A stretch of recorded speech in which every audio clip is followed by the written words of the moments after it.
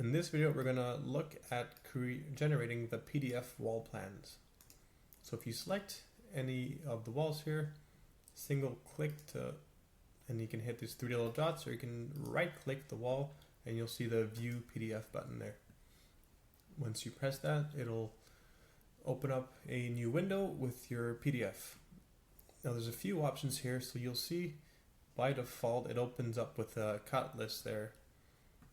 If you open up the options, if you didn't want to see that cut list, you can toggle that off and it's going to do a full screen of that wall.